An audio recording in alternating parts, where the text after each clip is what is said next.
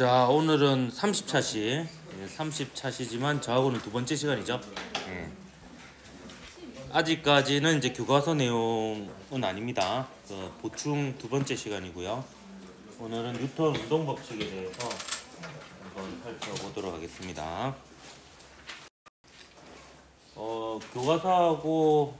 교과서에 이 내용 자체가 실려 있지는 않지만 중력장 속에서 자연학하는 물체 운동을 설명하기 위해서는 제가 생각하기에는 이제 반드시 필요한 부분이라고 생각이 들어서 보충해서 설명을 합니다. 그리고 자연학하 운동뿐만 아니라 나중에 기말고사 범위에 해당하는 추경량과 운동량 관련된 내용도 결국에 뿌리가 뉴턴의 운동 제2법칙이거든요. 그렇기 때문에 이제 이 부분을 알아두는 게 유리하다 이렇게 볼 수가 있겠습니다. 그래서 오늘은 뉴턴의 운동 제1, 2, 3법칙에 대해서 살펴보겠습니다. 우선 요 힘이라고 하는 것은 이제 뉴턴이 물리학적으로는 처음으로 정의를 내렸던 사람인데요. 뉴턴이 정의한 힘은 이렇습니다. 물체의 모양이나 운동 상태를 변화시키는 원인을 힘이라고 정의 내렸습니다. 근데 이 물체의 모양을 변화시키는 원인으로서의 힘은 우리가 크게 관심은 없고요. 우리가 관심 있는 부분은 이 뒷부분입니다. 운동 상태를 변화시키는 원인으로서의 힘이 관심이 있는 건데요. 계속 소리가 나네. 조용해! 반항이 심하네요. 오늘 좀 닫을까?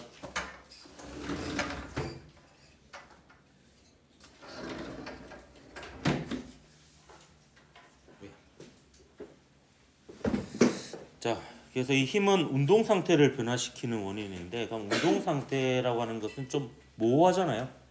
그렇기 때문에 이제 물리량으로 보면은 이 운동 상태에 해당하는 것은 속도라고 보면 되겠습니다.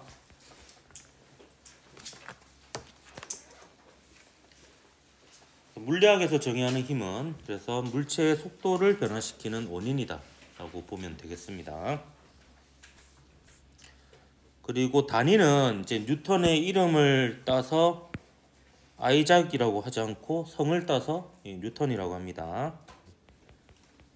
뉴턴을 신봉하는 사람들이 만든 토스트 집 있죠? 아이작 토스트라고. 뉴턴의 이름을 딴 거죠. 그래서 그 소스의 비밀이 사과잖아. 뉴턴의 사과. 몰랐어? 처음 알았어요? 뉴턴의 후손은 아닙니다. 뉴턴은 결혼하지 못했거든요. 모태솔로였습니다. 85세까지. 그래서 이제 후손은 없고 그의 추종자들이 만든 토스트 집이 아이작 토스트다. 이렇게 보면 되겠습니다. 그리고 첫 글자를 따서 n이라고 표기를 합니다. 만약에 제가 힘을 정했다면 단위가 옥이 되었겠죠. 그래서 15, 25 이렇게 있겠지만 뉴턴이 정의 내렸기 때문에 이렇게 됐고요. 뉴턴이기에 힘을 정의한 겁니다. 만약에 뉴턴이 남자가 아니었으면 허를 정의했겠죠. 뉴턴이 남자였기 때문에 이제 힘을 네. 수행 평가가 잘 안 이루어지고 있네요. 좀 땄고요. 힘, 헐, 힘. 뉴턴이 남자잖아. 힘. 올해 신상품인데 잘 안 통하네요. 작년까지 안 했던 거거든요. 늘 새로운 시도를 하지만 늘 잘 되는 건 아닙니다. 하지만 이게 나중에 시험 문제 낼지도 모르니까 이게 빠뜨릴 수는 없어서 지금 7판 동일하게 하고 있는 중입니다. 네, 다음으로 넘어갈게요. 자, 힘에는 3가지 요소가 있는데 이 3가지 요소를 다 명시해야지 그 힘을 제대로 표현했다라고 볼 수가 있겠습니다. 그래서 이 힘이 어디에 작용하는 힘인지, 작용점, 그리고 크기가 얼마인지, 또 방향이 어느 방향인지 이 3가지 정보를 모두 담고 있어야 힘을 정확하게 표현했다라고 얘기할 수가 있겠고요. 그리고 힘 중에 특별한 힘이 있습니다. 물체에 작용하는 힘들을 모두 합한 힘이 있어요. 요 힘이 뉴턴의 운동 제1법칙과 제2법칙에 들어가는 힘이기도 합니다. 힘을 다 더하다 보면 예를 들어서 오른쪽으로 50N, 왼쪽으로 20N 이렇게 하다 보면 이걸 빼줘야 되죠. 그래서 상쇄되는 거는 빼고 30N이 알짜배기로 남잖아요. 그래서 다 더하면 알짜배기로 남는 힘이다 라고 해서 얘를 알짜 힘이라고 하고요. 혹은 그 물체에 작용하는 모든 힘을 합한 힘이다 라는 의미에서 합력이라고도 합니다. 같은 말이다 라고 보면 되겠습니다. 알짜 힘, 합력. 저는 주로 얘를 씁니다. 왜냐하면 두 글자밖에 안 되니까. 근데 이 둘 다 빈번하게 쓰이는 용어니까 둘 다 알아둬야 될 거고요. 자, 그러면 요 힘과 관련된 뉴턴의 운동 제1법칙과 2법칙 그리고 3법칙 한번 보도록 할게요. 자, 뉴턴 제1법칙은 관성의 법칙이라고도 하는데요. 일단 내용은 이렇습니다. 자, F가 0이면 철수 아니고요. 0이면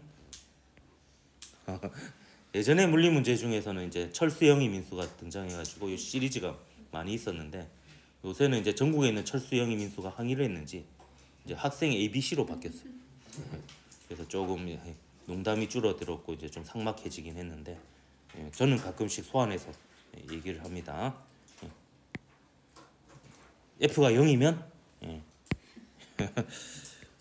V가 일정하다.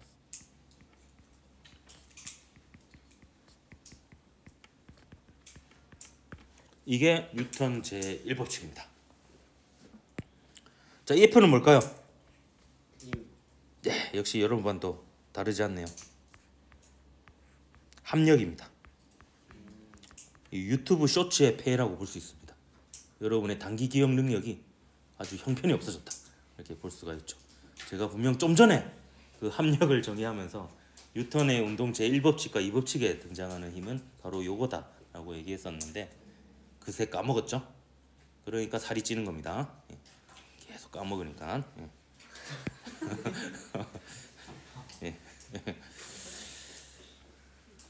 자, 합력입니다. 합력이 0이면 그 물체의 V가 일정한 건데 V는 뭘까요? 속도입니다. 네, 속도. 크기와 방향이 모두 있죠. 그렇기 때문에 합력이 0이면 속도의 크기와 방향이 모두 일정합니다.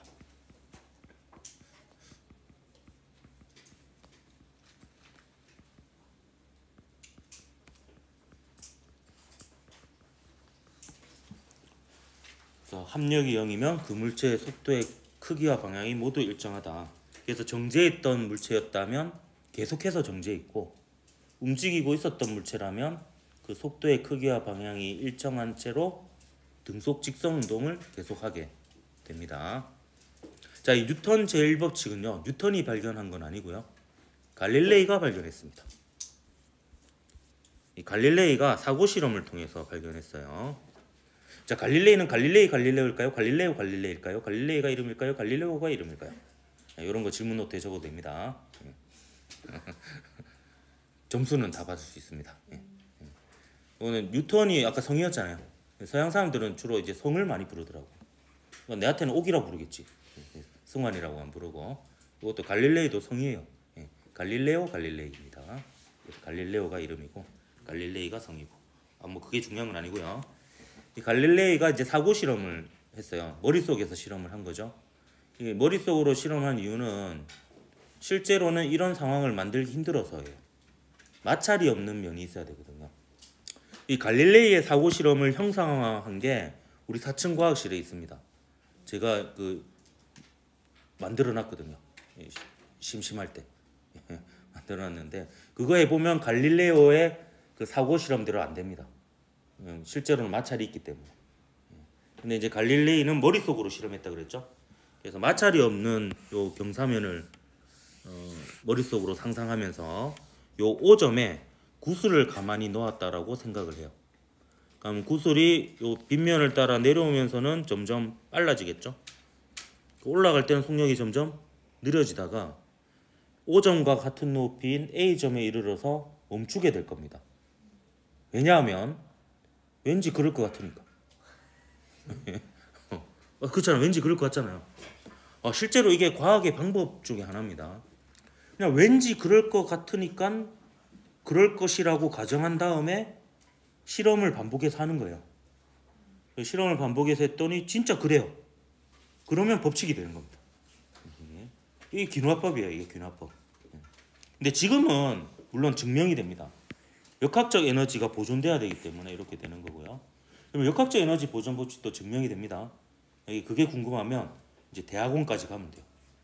그러면 시간이 일정하게 흐르면 에너지가 보존된다라는 것을 수학적으로 증명을 할 수가 있어요. 이건 농담이 아닙니다. 저도 배운 적이 있거든요. 하여튼 신기하죠. 시간이 일정하게 흐르면 에너지가 보존된대요. 그게 실제로 증명이 됩니다. 근데 뭐 갈릴레이는 그까지 생각한 건 아니고 그냥 왠지 그럴 것 같으니까 시작한 겁니다. 그러면 경사면을 이렇게 만들면 O점에 가만히 놓으면 B점에서 멈출 거고요. 경사면을 이렇게 만들면 O점에서 가만히 놓았을 때 C점에서 멈출 겁니다. 근데 경사면을 이렇게 만들면 O점에서 가만히 놓은 구슬이 O점과 같은 높이에 이르러야지 멈추게 되는데 O점과 같은 높이에 이르지 못하니까 영원히 움직일 것이다 라는 결론에 이르게 됩니다. 그래서 갈릴레이의 이 발견은 굉장히 혁명적인 거였어요. 그러니까 물체가 움직이는 데에는 아무런 원인이 필요 없다라고 얘기를 한 겁니다. 근데 이게 이전의 사람들의 사고방식이나 일상생활의 경험하고는 좀 배치가 되거든요. 마트에서 카트를 움직이려면 계속 밀어야 되잖아요. 그리고 자동차가 굴러가려면 엑셀을 계속 밟고 있어야 됩니다. 그러니까 우리가 아는 상식으로는 물체를 움직이려면 뭔가를 해줘야 되는 거죠.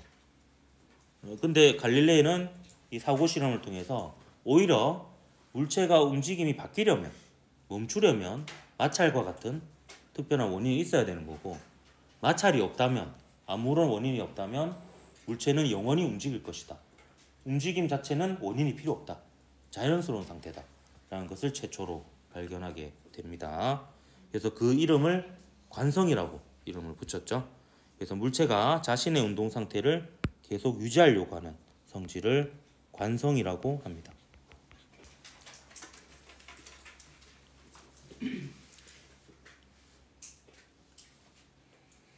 자, 이제 정리하면 뉴턴의 운동 제1법칙은 물체에 작용하는 R자 힘이 0이면 정지했던 물체는 계속 정지해 있고 운동하던 물체는 계속 일정한 속도로 움직인다. 등속 직선 운동한다. 라는 게 뉴턴의 운동 제1법칙입니다. 그래서 제1법칙을 한마디로 요약하면 힘이 0이면 속도가 변하지 않는다가 되겠습니다. 그럼 이 법칙은 뭐냐? 힘이 0이 아니면 속도가 변한다가 이 법칙이 되겠습니다. 그래서 제가 물리학 수업을 하면서 그래도 여러분이 최소한으로 이것만큼은 기억했으면 좋겠다. 이것만 기억하면 저는 물리를 가르친 보람이 있다라고 여기는 게 뭐냐면 바로 이 내용이에요. 힘이 0이면 속도가 변하지 않는다. 힘이 0이 아니면 속도가 변한다. 이 정도만 기억을 해줘도 저는 보람차다. 이렇게 볼 수가 있겠습니다.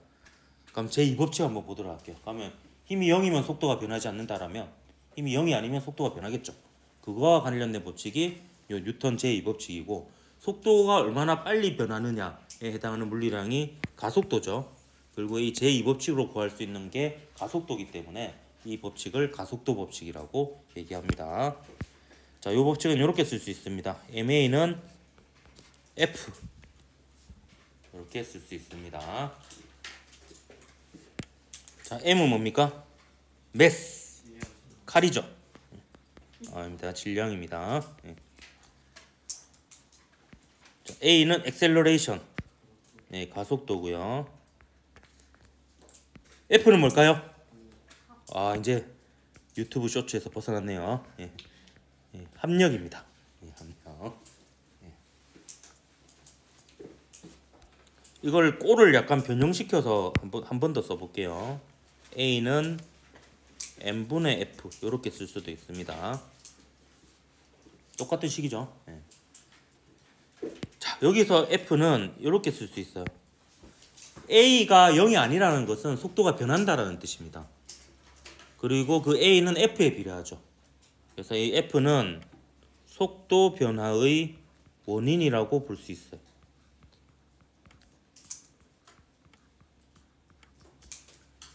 그래서 원인이 크면 결과가 크죠. 그래서 힘이 크면 가속도가 큽니다. 근데 똑같은 힘을 가하더라도 요 질량 M이 크면 클수록 속도가 잘 안 변하죠. 그래서 요 질량은 또 다르게 표현하자면 관성의 크기라고 볼 수 있어요. 즉 자신의 속도를 유지하려고 하는 성질의 크기다 이렇게 볼 수가 있는 거죠. 자기의 속도를 유지하려고 하는 성질이 크면 속도가 잘 안 변하겠죠. 그래서 똑같은 힘을 주더라도 가속도가 작다 이렇게 볼 수가 있습니다. 그래서 축구 선수들 보면 이제 성장이 끝나고 성인이 되면 벌크업을 보통 많이 해요. 이제 근육량을 키워서 질량을 키우죠. 그 이유가 얘를 키우면 몸싸움에 유리합니다. 왜냐면 자신의 속도를 유지하려고 하는 성질이 크잖아요. 그러니까 옆에서 다른 선수가 몸을 부딪혀도 크게 영향을 안 받는다라는 거죠. 그래서 이제 그런 면이 있어요. 물론 이제 근육량을 키우면 가속도가 커지기도 하죠. 이게 모든 선수들, 운동 선수들의 공통적으로 필요한 능력 중에 하나예요. 모든 운동은 생각해 보면 방향을 빨리 바꾸고 속력을 빨리 바꿔야 되잖아요. 그래서 가속도가 클수록 운동은 유리하거든요. 그렇기 때문에 이제 선수들이 근력을 키운다 이렇게 볼 수 있습니다. 근데 좀 이상한 점이 있죠. 여러분 보통 뉴턴의 제2법칙 하면 교과서도 그렇고 F는 ma라고 주로 많이 적잖아요. 근데 저는 이제 ma는 F라고 적는데 이 이유가 있습니다. 자, 요식은 어디에 적용하냐면 질량이 m인 어떤 물체의 가속도 a를 구하는 거예요. 그래서 ma는 마 쓰면 끝납니다. 마잖아요. 마 한 번만 쓰면 끝나요. 한 번만 쓰면 끝나는데 얘는 합력이에요. 그러니까 여러 개 막 더해야 될 일이 생깁니다. 그래서 간단한 걸 먼저 쓰고 복잡한 걸 나중에 쓰는 게 유리합니다. 요 마는 경상도 표준어죠. 롯데 자이언츠 저희 집 사직 야구장 근처에 옛날에 살았어가지고 롯데 야구 보러 가면은 저희 상대편 투수가 견제하면 마 이러잖아. 그래서 고마해라 이런 뜻이죠. 그 경상도 말이 표준어였던 기간이 역사적으로 더 깁니다. 신라 1000년 넘어요. 저 조선은 1000년 안 되죠? 언젠가는 우리가 수도를 되찾아와야 됩니다. 그래서 이제 경주가 다시 수도가 되면 우리는 이제 수도권이 되는 거예요. 그래서 서울 사투리를 빨리 이제 뺏어와야 된다. 우리가 경상도 표준어를 다시 되찾아와야 돼. 뭐 하다가 이 얘기를 했나? 좀 그 얘기할 때가 아닌데. 자, 여기는 또 등식이 성립하기 때문에 좌변과 우변의 모든 것이 같아야 되거든요. 그러면 방향도 같아야 됩니다. 크기는 당연히 같아야 되고요. 그럼 질량은 방향 없어요. 뭐 나의 질량이 연직 아랫 방향으로 80kg 이렇게 얘기하지 않잖아요. 질량은 그냥 크기만 있습니다. 제 몸무게 그렇다는 거 아닙니다. 제 몸무게는 거기다 9.8 곱해야 되죠. 미안합니다. 자, A는 이제 가속도예요. 그리고 방향이 있죠. F도 힘, 방향입니다. 그래서 그 물체의 가속도 방향은 합력 방향하고 같아요. 그래서 여러분이 배우는 자유낙하 운동 있잖아요. 그 자유낙하 운동의 가속도가 곧 중력 가속도가 될 거거든요. 그리고 자유낙하 운동하는 물체에 작용하는 합력이 중력입니다. 그러면 중력 가속도도 연직 아랫 방향, 중력도 연직 아랫 방향 같거든요. 그게 바로 요 식으로 설명이 가능합니다. 자, 그러면 이제 정리해 볼까요? 자, 물체에 힘이 작용하면 물체는 가속도 운동을 합니다. 이때 물체의 가속도 방향은 알짜 힘의 방향과 같고 가속도의 크기 A는 물체에 작용하는 알짜 힘 크기 F에 비례하고 물체의 질량 M에 반비례한다. 되게 길잖아요. 그래서 식을 쓰는 게 이렇게 편한 거예요. 이걸 그냥 한 줄로 간단히 적으면 MA는 F 이렇게 쓸 수가 있는 거죠. 자, 1법칙과 2법칙에 들어가는 힘은 전부 다 합력이었어요. 그리고 예전에 그 대학교에서 면접에 질문 중에 이런 질문이 있었습니다. 뉴턴 제1법칙이 제2법칙에 포함될 수도 있다고 하는데 그 말의 의미에 대해서 설명해 봐라. 이렇게 되어 있는데요. 자, 뉴턴 제2법칙에서 합력이 0인 경우가 뉴턴 제1법칙이라고 볼 수 있습니다. 그 물체의 작용 합력이 0이잖아요. 그렇다고 해서 그 물체의 질량이 0이 되진 않죠. 그럼 그 물체의 가속도가 0이라는 뜻입니다. 그럼 그게 곧 속도가 안 변한다는 거죠. 그래서 제1법칙은 결국에 제2법칙의 특수한 경우다. 이렇게 볼 수도 있습니다. 그래서 1, 2법칙 합쳐서 요거 하나면 끝이다. 이렇게 볼 수도 있는 거죠. 자, 3법칙에 들어가는 힘은 3력이 아니에요.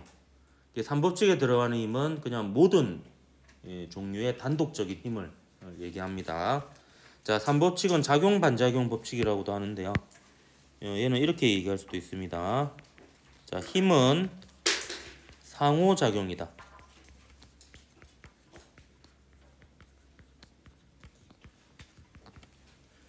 그래서 힘은 항상 쌍으로 존재한다라는 거예요. 실제하고는 안 맞죠. 왜냐하면 모든 힘들은 짝이 있진 않잖아요. 짝이 있어요?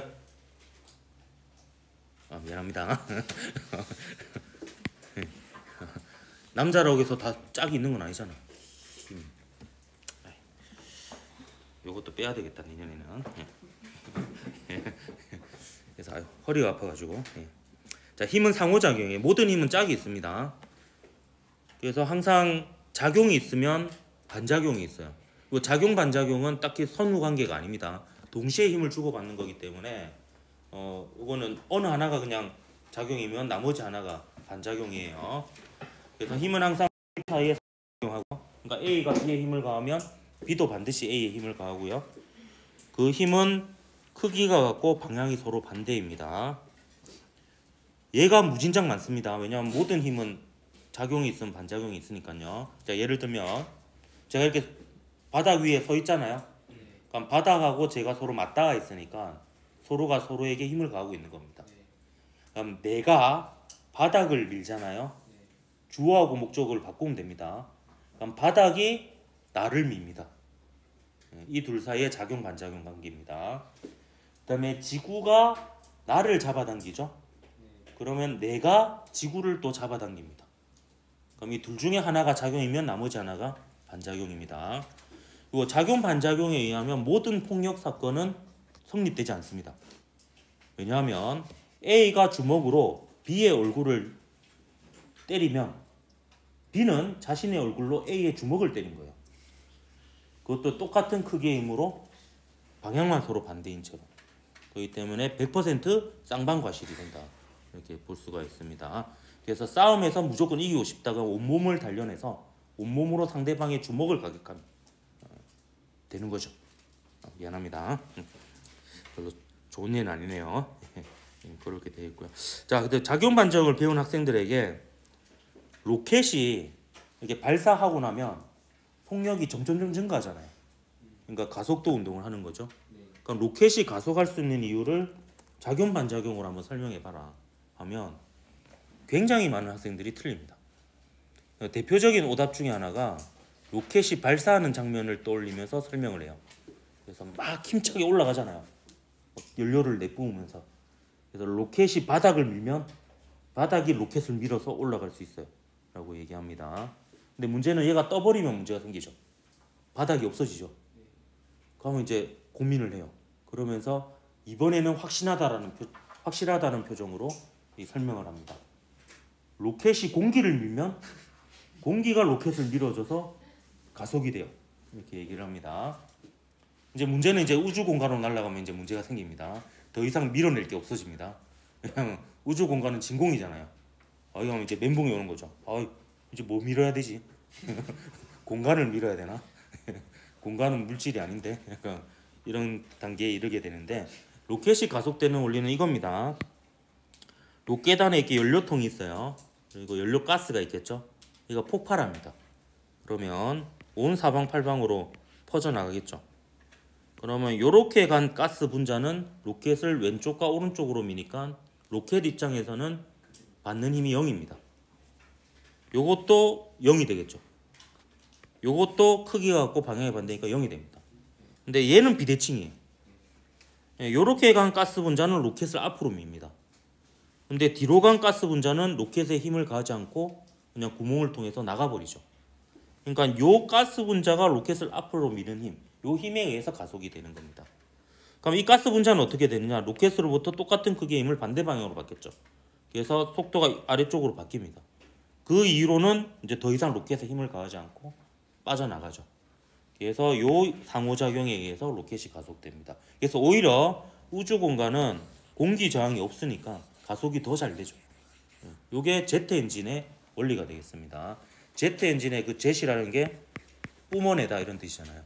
그래서 이 제트 엔진의 원리고요. 근데 헬리콥터는 다릅니다. 왜? 왜? 아니야? 내가 아니야? 네 팔 왜 그래? 사이보그야? 그래서 요 헬리콥터 같은 경우에는 진짜로 공기를 밀어요. 헬리콥터는 그 날개가 공기를 아래로 밀면 공기가 프로펠러를 위로 밀어서 뜹니다. 자, 비행기는 좀 복합적인데요. 비행기는 추진력은 요 제트 엔진으로 얻어냅니다. 근데 뜨는 힘 있죠, 양력. 양력은 또 날개와 공기 사이의 상호작용으로 얻어내요. 그래서 날개가 공기를 아래로 밀면 공기가 날개를 위로 밀어서 날아갑니다. 그래서 이제 그런 것들이 이제 좀 다른 점이고요. 그래서 어떤 영화 같은 거 보면 혹은 게임 같은 거 보면 그 설정 중에 우주 공간에서 전쟁을 하고 있는데 막 프로펠러로 날아다니는 비행기들 있잖아요. 아, 요거 만든 사람들은 이제 물리학을 제대로 이해하지 못한 그런 사람이다 이렇게 볼 수 있습니다. 우주에서 날아다니는 건 다 제트 엔진이어야 됩니다. 그래서 프로펠러는 소용이 없습니다. 자, 그리고 마지막으로 이제 고등학교 때 물리 선생님이 그 알려줬던 작용 반작용의 예를 하나 더 소개해 주도록 할게요. 그럼 이 중에 한 절반 정도는 3년 뒤에 입대를 합니다. 부럽네요. 그래서 월급도 많이 주던데. 그 중에 일부는 운이 좋으면 해군에 입대를 하게 되고요. 그 중에 일부는 운이 더 좋으면 그 서해안에 북방 한계선 근처에서 배를 탈 수가 있어요. 그 중에서 운이 좀 더 좋으면 배의 엔진이 고장 날 수 있거든요. 그 상황에서 운이 좀 더 좋으면 남풍이 불어와서 그 바람을 맞아서 배가 북쪽을 향해 조금씩 이렇게 이동하는 이 절체절명의 위기에 처할 수가 있습니다. 이때 그 여러분은 기억해야 될 건 두 가지예요. 작용 반작용 법칙하고 여러분이 타고 있는 배가 군함이라는 사실. 군함에는 포가 있습니다. 그래서 각종 포를 전부 다 북쪽으로 향하게 합니다. 그리고 쏘는 거죠. 그러면 포는 배하고 연결되어 있거든요. 그래서 작용 반작용에 의해서 포가 포탄을 북쪽으로 밀면 포탄은 포를 남쪽으로 밀어줘요. 그럼 포탄하고 연결된 배는 남쪽으로 가속할 수가 있겠죠. 이러고 있으면 북쪽에서 도움의 손길이 날라옵니다. 뭔가 날라와요. 날라오면 자, 힘의 정의 한번 볼게요. 저 힘의 정의 잘 보면 힘은 물체의 모양이나 운동 상태를 변화시키는 원인이라 했잖아요. 그럼 북쪽에서 날라온 무언가가 우리 배에 힘을 가할 거거든요. 그러면 그 우리 배, 그러니까 물체의 모양이 변형되지 않는다는 가정하에 우리 배의 운동 상태, 속도가 변할 거예요. 남쪽으로 더 가속이 되는 거죠. 그러면 이제 엔진이 꺼져 있더라도 남풍이 불어오더라도 안전하게 남쪽으로 귀환할 수 있다라는 거 잘 기억해 두고 활용하기 바랍니다. 자, 오늘 여기까지 하고 영상 하나 보고 마치도록 할게요.